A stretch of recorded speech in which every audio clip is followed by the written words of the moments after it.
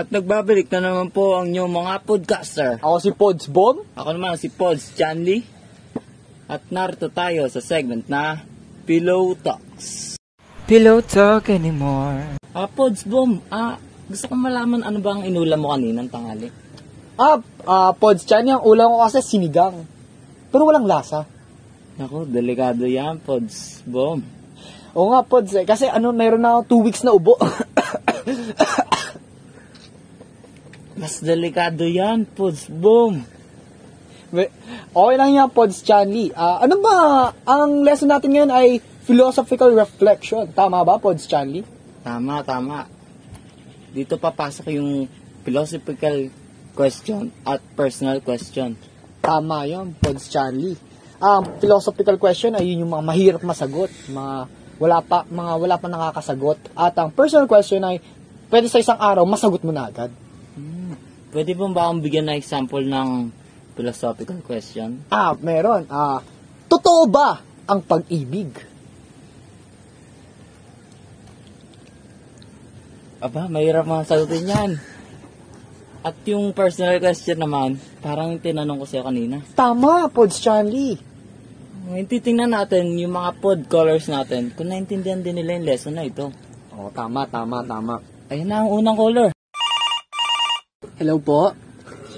Ako po ulit to, si Sean Jeffrey Pipo Badilla.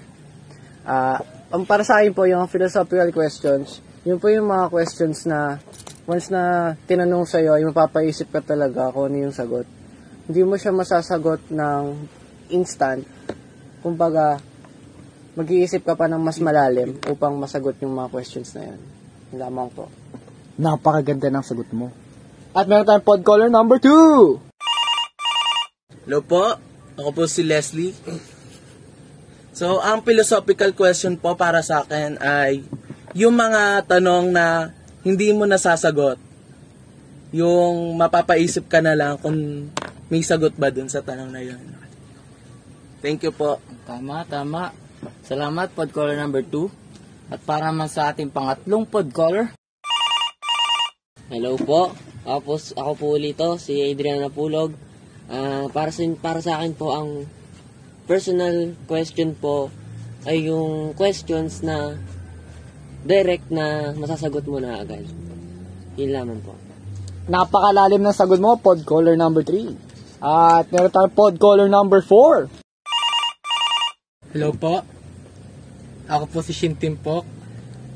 Para po sa akin, ang philosophical question po ay ang mga tanong na sobrang hirap sagutin at sobrang tagal bago masagot ng isang individual na hindi sapat ang karunungan at kaalaman. Aba, yan ang malalim na sagot. May hahabol pa ba? Ayan, tumatawag na. Hello po. Ako po to si Earl J. Kabuat. Ang natutunan ko po nun yung personal question po. Ayun po yung kapag tinanong po sa'yo, nandun na po yung sagot. Yung sasagutin mo na lang po. Kunyari po, sino ang pambansang bayani? Alam nyo na po agad kung ano po yung sagot. Ayun po. Nagti-TikTok ba yun? Mukhang nagti-TikTok yun. Pero sa araw na to, parang ang dami natutunan naman natin mga pod caller. Oo nga, Pods Bomb. Talagang alam nila ang lesson ngayong week na to.